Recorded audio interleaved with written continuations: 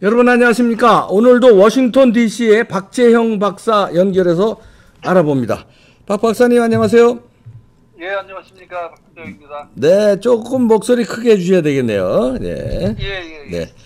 자, 대선 지금 분위기가 한국은 뜨겁습니다. 미국에서 교포분들도 많은 관심 가지고 있죠? 예, 그렇지 않아도 문재인이 유엔 연설 때문에 온 거 외에도 민주당에서도 당 대표가 이 워싱턴, 뉴욕 이쪽 방문을 하고 바로 이어서 지금 또 국민의힘에서도 오고 아무래도 이 대통령 선거 앞두고 있기 때문에 더 이렇게 부지런히들 이렇게 다니고 있는 것 같은데요. 네. 그래서 무엇보다 지금 이 대통령 선거 앞두고 일단 누가 일단 후보가 되느냐 여기 지금 관심인데 그렇죠. 여기 지금 다 집중된 상태에서 일단 후보가 정해진다면 이 매번 선거 때마다 지금 우선 반복되는 일이지만 이 박사님께서 이번 대선 결과를 이제 예측을 하기 위해서 어떤 부분을 좀 중요하게 보는 포인트 같은 그런 게 있으신가요? 대선 결과 예측한 요 부분에서 잘 이제 좀 이렇게 어떤 네. 지표로서 저는 대선 결과 예측의 중요한 포인트는 부정선거를 하느냐 안 하느냐.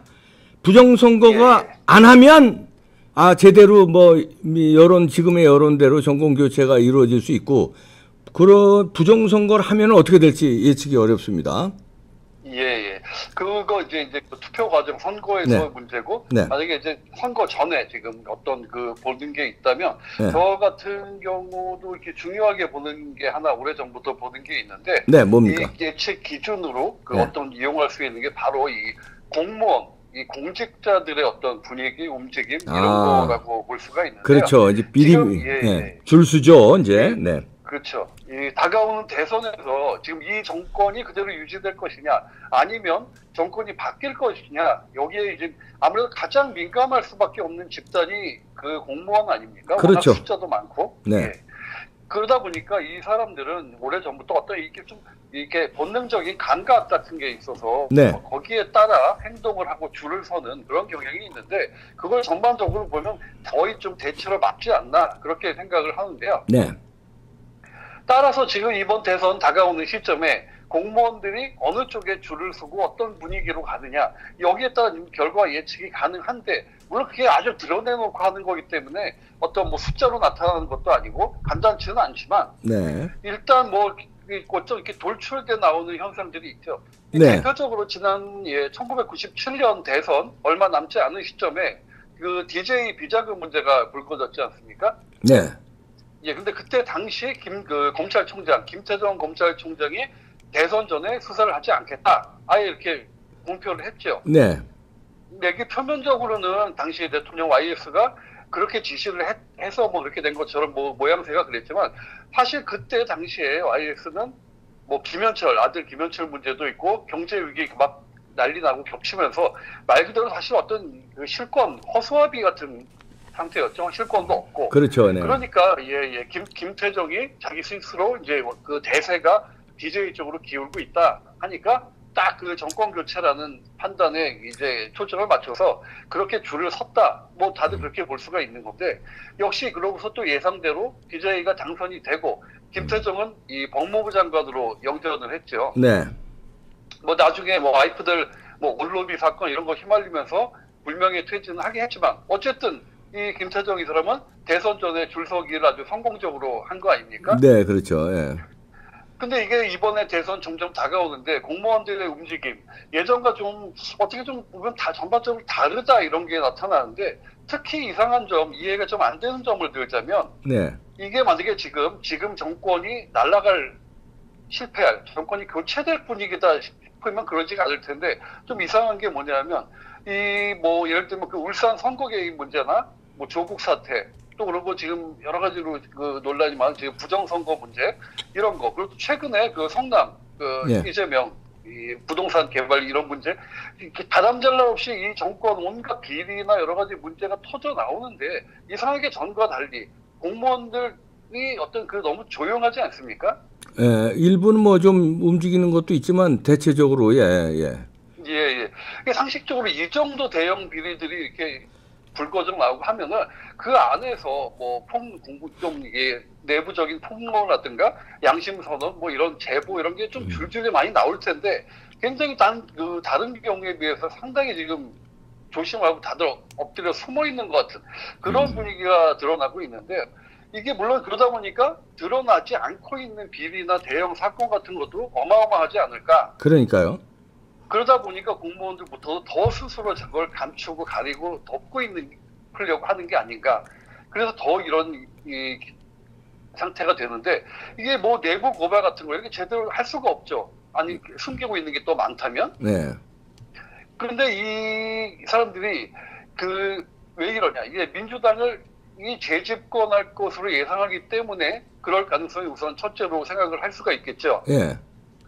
그러니까 뭐 여러 가지 또 이유가 그 재집권이 가능할 걸로 보는 이유가 여러 가지가 있겠지만 이 아무래도 공무원들이 현장에서 그 정책 다루면서 느끼는 분위기, 흐름 그런 게 그럴 수도 있고 또 선거를 자기들이 그 부정선거처럼 어떤 자기들이 원하는 방향으로 끌고 갈 자신이 있어서 그럴 수도 있고 있는 거겠죠. 네. 아무튼 이게 재집권 가능성이 높은데 자기들이 보기에 그런 상태에서 굳이 정의감 앞세워서 이런 거 잘못된 거다, 이거 고쳐야 된다, 이런 비리가 있습니다. 이걸 들고 나와서 덤빌 이유가 없는 거 아닙니까? 그러니까요. 예. 그러니까 또 이와 연결해서 보면 이대로 정권이 이어지는 게 그들 입장에서 더 편하고 좋기 때문이겠죠. 네.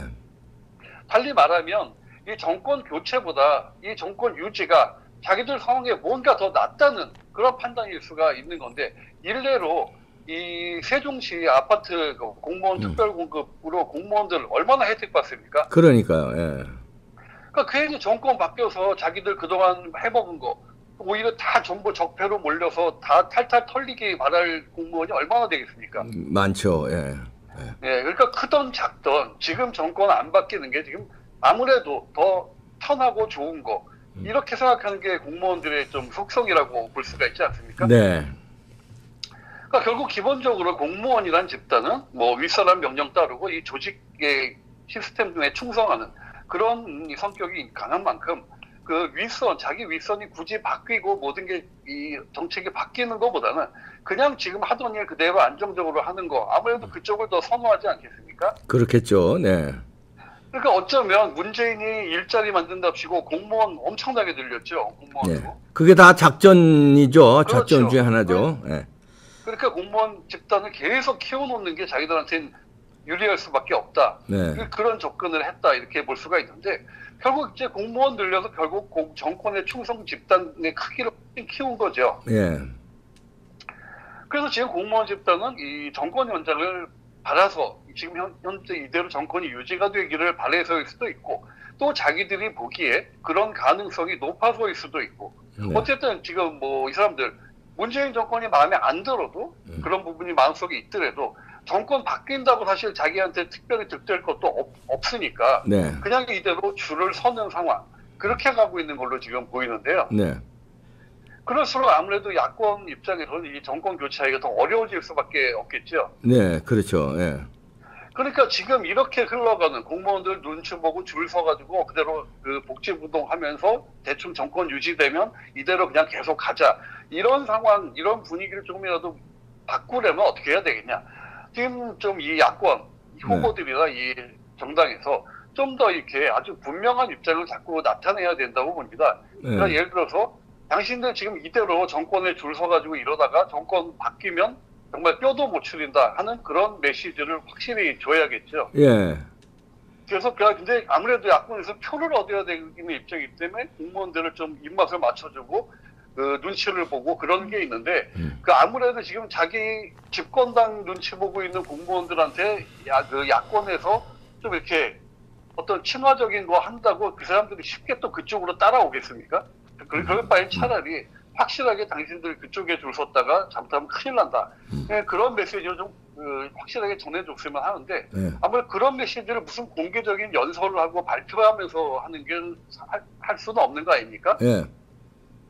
그러니까 공무원 사회에 그런 메시지, 그런 분위기가 좀 빠르게 확산될 수 있도록 하는 게 바로 이게 또 그 각 후보 캠프의 그리고 정당의 그 능력이라고 볼 수가 있는데 지금 이렇게 정권에 줄 섰다가 그 야당이 정권 잡으면 당신들 끝장난다.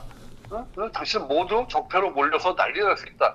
그런 인식이 좀 더 이렇게 자꾸 공무원 사회에 강하게 전해지면 좀 여러 가지 좀 분위기가 바뀌지 않을까 뭐 이런 생각도 해봤습니다. 네, 공무원 사회에 경종을 울리는 특단의 캠프의 활동이 요구되네요. 예, 이게 지금 그 야당이 야당 노릇을 제대로 못하고 이제 오히려 이중대 노릇 비슷하게 딸랑딸랑대고 앉았으니까 공무원들이 복지부동이죠. 네.